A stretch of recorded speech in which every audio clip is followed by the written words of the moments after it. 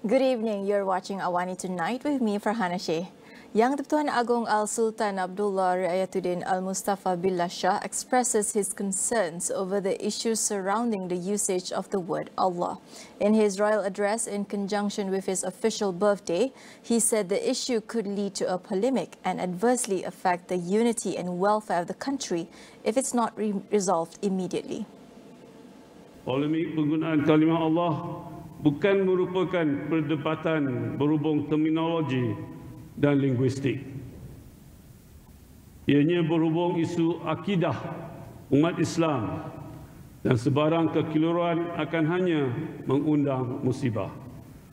Kerajaan beta hendaklah mengharmonikan situasi semasa dan pada masa yang sama meletakkan penggunaan kalimah Allah pada konteks yang betul dengan mengambil kira keselamatan negara, kemaslahatan ummah dan kedudukan institusi yang di-Pertuan Agong serta Raja-Raja Melayu yang lain sebagai Ketua Agama Islam. Last month, the Prime Minister, Datuk Seri Anwar Ibrahim, announced that the government will streamline conflicting regulations regarding the use of the word Allah by non-Muslims.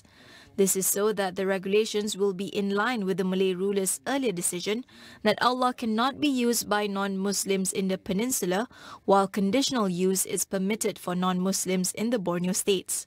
A proposal to improve the regulations will be presented at the Conference of Rulers meeting in July.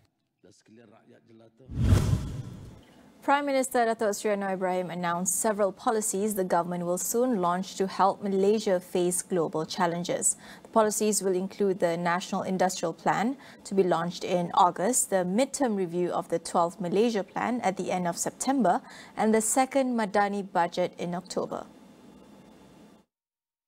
Dunia masih bergelut dengan adu kuasa dan peperangan. Kerancakan perdagangan ekonomi sejagat kian terbantut dan krisis iklim serta persekitaran berada di tahap genting. Arakian yang dituntut adalah merangka dasar negara yang lebih kental dan ampuh. InsyaAllah, Pelan Perindustrian Negara akan diluncurkan pada bulan Ogos ini, kajian separuh penggal rancangan Malaysia ke-12 pada akhir September dan belanjawan madani kedua pada bulan Oktober. Kesemuanya tatkala tuanku masih bersemayam di atas singgasana negara. Dalam semua kerangka besar yang bakal diluncurkan akan menjadikan landasan tata kelola yang baik, telus dan bertanggungjawab.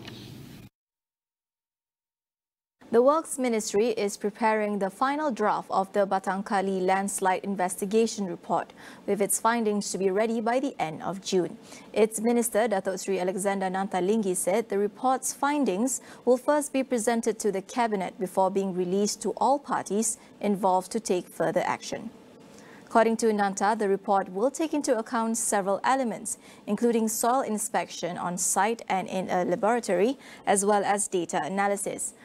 Alexander noted there have been many calls, including from families of victims, for the final report to be completed and released. He gave his assurance that the Public Works Department is working around the clock to complete the report. The landslide at Father's Organic Farm in Batang Kali occurred on December 16th last year and killed 31 people, 18 adults and 13 children.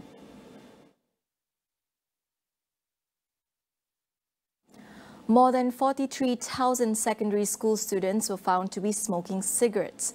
In an interview with Utusan Malaysia, Health Minister Dr. Zalia Mustafa said the prevalence of underage smoking is worrying and the need for a law to protect them against the act is vital. In the same interview, she added that out of a total of 2 million students undergoing screening, a shocking 341 primary school students were identified as having started using cigarette products. The minister said that lately, the ministry also found that vape products are being sold outside schools, which is worrying as children can be easily attracted to these products due to their design, color and taste. Last month, the ministry said it hoped that the Control of Smoking Product for Public Health Bill, which will regulate all smoking products, including those containing nicotine, will be tabled in Parliament this month. The bill will also include the Generational Endgame GEG policy, which will ban the sale and use of smoking products for individuals born on or after January 1st, 2007. Penang is expected to dissolve its state legislative assembly in the last 10 days of June, says Chief Minister Chakun Yeow.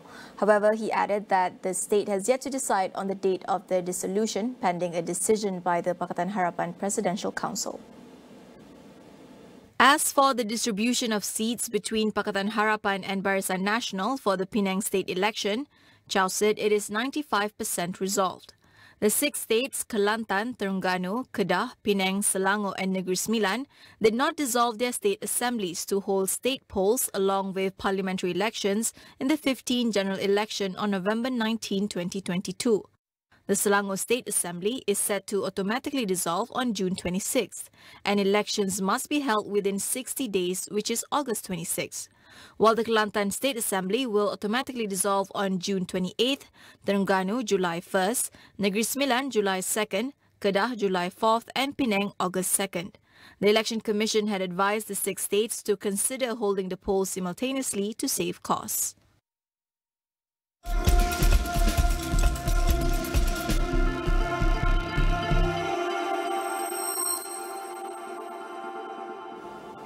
The second UN Habitat Assembly begins today at the United Nations complex in Jijiri, Nairobi, Kenya.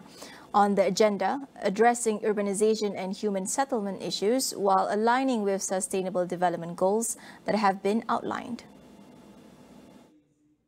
The assembly will be attended by more than 5,000 participants from 193 member states.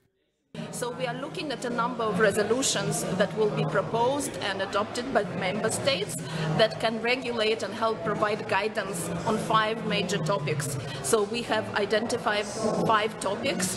One of them is affordable housing, then climate action, then urban crisis recovery, localization of SDGs. By localization we mean local action, and then finance and prosperity. We believe that these 5 areas are very important, and if we take necessary action within these 5 areas, it can help us rebuild the cities and the countries after all this crisis, and especially after COVID-19.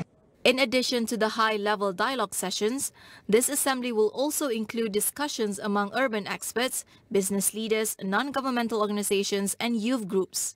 This is the first assembly organized after the COVID-19 pandemic and is scheduled to run until June 9th.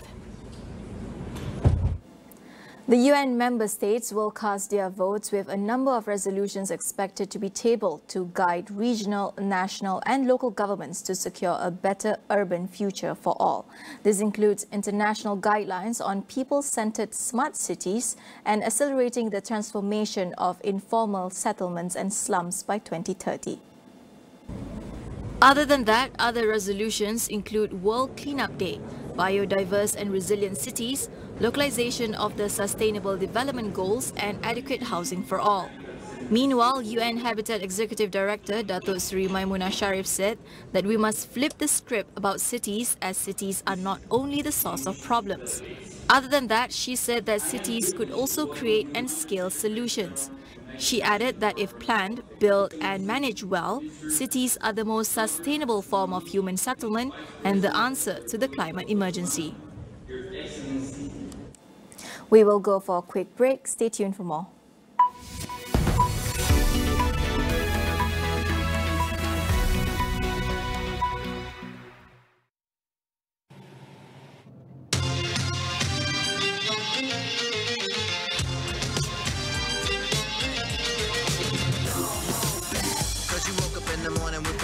To move, so I make it harder. If you think about it, so many people do be cool and look smarter.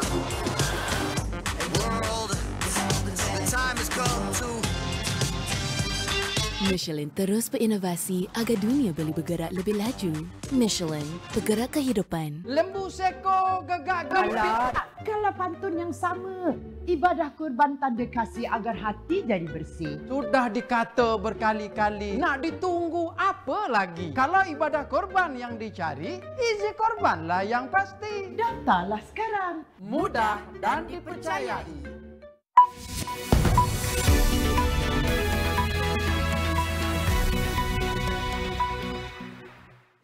Welcome back. India has started its investigation into the country's deadliest railway disaster in decades after preliminary findings pointed to signal failure as the likely cause of a collision that killed at least 275 people in the state of Odisha. Devastated relatives of the victims, meanwhile, have begun identifying bodies as search and rescue efforts drew to a close on Sunday. Nearly 1,200 people were injured in the three-train collision when two passenger trains and a freight train collided on Friday night. But many fear the death toll could rise as medical centers are overwhelmed by the number of casualties, many in serious condition. There was confusion about the exact sequence of events on Friday, but reports cited a signaling error had sent a passenger train running south from Kolkata to Chennai onto a side track. It crashed into a stationary freight train and the wreckage derailed another passenger train travelling in the opposite direction. By Monday, trains were running again on that stretch of track as families continued to search for their loved ones. In Indonesia, hundreds of doctors and nurses protested today against proposed revision to the country's health laws, which they say would dilute protections for medical professionals. Indonesia's parliament proposed a number of changes to current healthcare laws in February, including making it easier for patients to sue healthcare workers for malpractice. The proposed changes also include allowing foreign talent to fill staff shortages in Indonesia. The government has said the revisions are needed to streamline current laws, but at least 5 unions have raised concerns, arguing that health workers could be disadvantaged. It is unclear when Parliament will finalize the bill.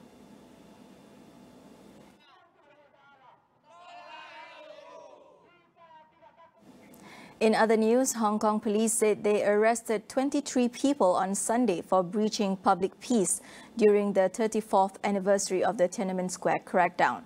Authorities ramped up security as Hong Kong have stifled what were once the largest vigils to mark the anniversary of the bloody crackdown by Chinese troops on peaceful protesters in 1989. Among those detained was 67-year-old Alexandra Wong, a prominent pro-democracy activist nicknamed Grandma Wong. She was arrested while carrying flowers near Victoria Park, where vigils had been held for decades. Hong Kong public broadcaster RTHK reported that all 23 people detained were released after. For decades, Hong Kong was the only Chinese city where public commemorations on Tiananmen Square were allowed. But public events to mark the anniversary have since been outlawed after the Chinese government imposed a strict national security law outlawing many forms of dissent in 2020. Former New Zealand Prime Minister Jacinda Arden has received one of the country's highest accolades for her services to the state. She was recognised for her efforts in leading New Zealand's response to the COVID-19 pandemic and the terrorist attacks on 2 Christchurch mosques in 2019. The Prime Minister of New Zealand Arden was named Dame Grand Companion on the King Charles's birthday holiday celebrated by the country on June 5th. The awardee, usually chosen in New Zealand by the Prime Minister and then approved by the British monarch, is the second highest available honour after the Order of New Zealand. Arden stepped down as Prime Minister in January in a shock announcement, saying she had no more in the tank to lead New Zealand. And so I credit New Zealand with, in large part, the fact that I did feel able to be myself that entire time.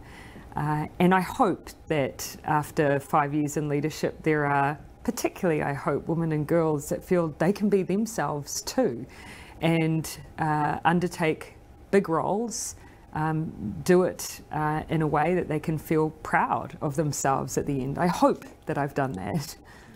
When Arden became the country's Prime Minister in 2017 at the age of 37, she was New Zealand's 3rd female leader and one of the youngest leaders in the world. Her time in power was defined by multiple crises, including the Christchurch terrorist attack, a deadly volcanic explosion, and the pandemic.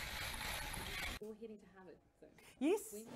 That wraps up AWANI tonight. I'm Farhana Sheikh. Thank you for watching.